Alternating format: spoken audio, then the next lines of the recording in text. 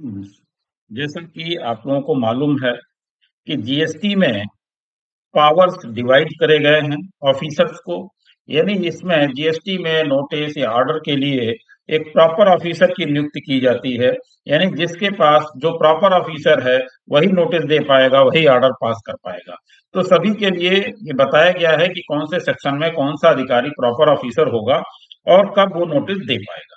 लेकिन अब आपको ध्यान देना ये है कि जीएसटी ऑफिसर्स की पावर्स को और एक्सीड कर दिया गया है और बढ़ा दिया गया है। वो इस तरीके से किया गया है कि जो अधिकारी हैं, सुपरिटेंडेंट हैं, उनको और पावर दे दिए गए हैं जिससे वो और सख्त से सख्त कार्रवाई कर सकें। तो अभी तक जो उसमें प्रॉपर ऑफिसर की डेफिनेशन थी उसको चेंज किया है और अधिकारियों की पावर्स को और बढ़ाया है। तो हमें भी ये ध्यान रखने की जरूरत है कि कैसे हम उन पावर्स को देखें और उनके एक्सरसाइज जो पावर्स को करते हैं उसको कैसे समझें। तो आइए देखते हैं कि जो नोटिफिकेशन आया है इसके संबंध में वो क्या है। देखिए, सबसे पहले हम ये समझते हैं कि जो ये नोटिफिकेशन है, इस नोटिफिकेशन में ये बताया गया है कि जो इन्होंने 1 जुलाई 2017 को जो नोटिफिकेशन जारी किया था, ये था नोटिफिकेशन नंबर 14/2017। उसके हिसाब से इसको अमेंड किया गया है। तो पहले हम देख लेते हैं कि प्रॉपर ऑफिसर अभी तक कौन था। तो उसके लिए हम देखते हैं, ये जो हमारा नोटिफिकेशन नंबर 14 2017 का है, जिसमें इन्होंने बताया था कि किस किस ऑफिसर के पास कौन सी एक्सरसाइज करने की पावर्स रहेंगी। तो इसमें है principal director general goods and service tax intelligence और principal director general goods and service tax. Principal chief commissioner था, डायरेक्टर जनरल ऑडिट में chief commissioner, principal additional director general goods and service tax intelligence और principal additional director general goods and service tax और principal additional director general audit, इसमें principal commissioner. Additional director general goods and service tax intelligence और additional director general goods and service tax और additional director general audit, एक commissioner की power को exercise करेंगे। Additional commissioner की power को exercise करेंगे additional director goods and service tax intelligence और additional director goods and service tax और एडिशनल डायरेक्टर ऑडिट। इसके अलावा joint director goods and service tax intelligence और joint director goods and service tax और joint director audit joint commissioner की power को exercise करेंगे। इसके अलावा deputy assistant director goods and service tax intelligence और deputy assistant director deputy commissioner और assistant commissioner की पावर को एक्सरसाइज करेंगे गुड्स एंड सर्विस टैक्स और डिप्टी असिस्टेंट डायरेक्टर ऑडिट की।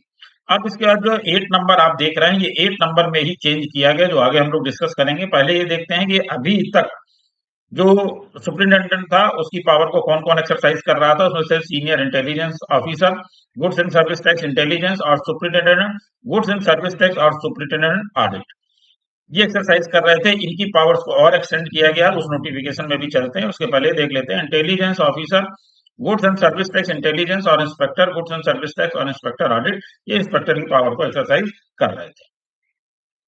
अब देखते हैं जो नया नोटिफिकेशन आया उसमें इन्होंने क्या किया है।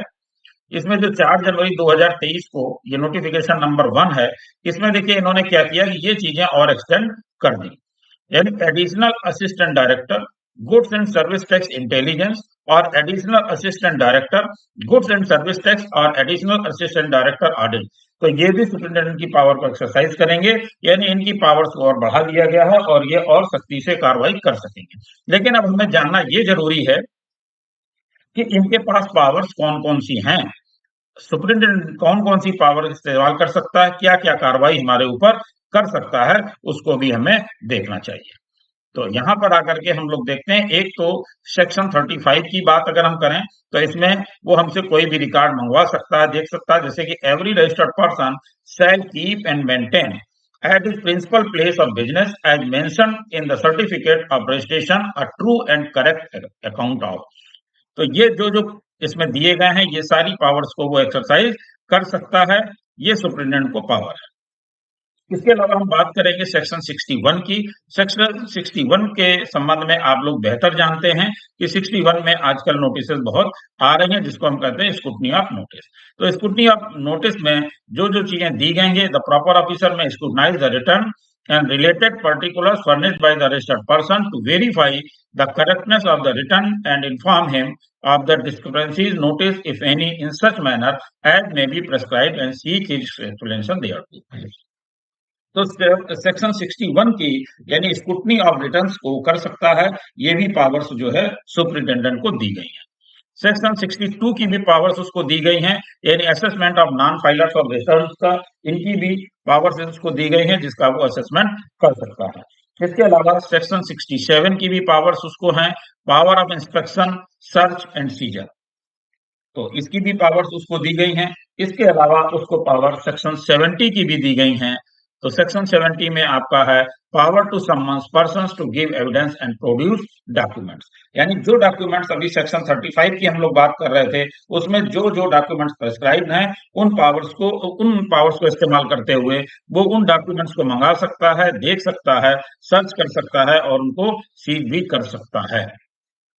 लेकिन उसके लिए वो प्रॉपर आपको रिसीप्ट भी देगा।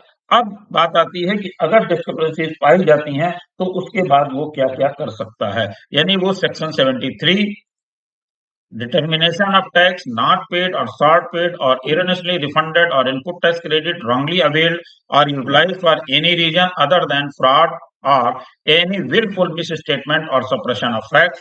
तो सेक्शन 73 की भी पावर्स उसके पास हैं। इसके अलावा सेक्शन 74 की बात करें तो ये भी पावर्स उसके पास हैं। Determination of tax not paid और शॉर्ट पेड और erroneously refunded or input tax credit wrongly availed or utilized by reason of fraud or any willful misstatement or suppression of facts।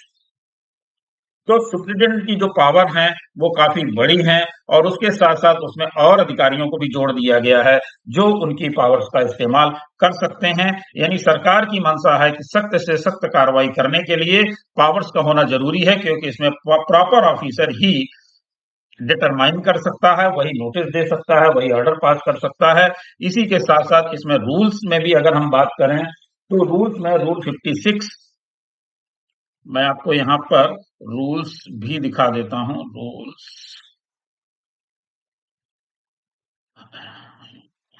Rules में वो rule 56 की भी powers का इस्तेमाल करेगा। Rule 56 में आपका प्रोसीजर दिया हुआ है, maintenance of account by registered person.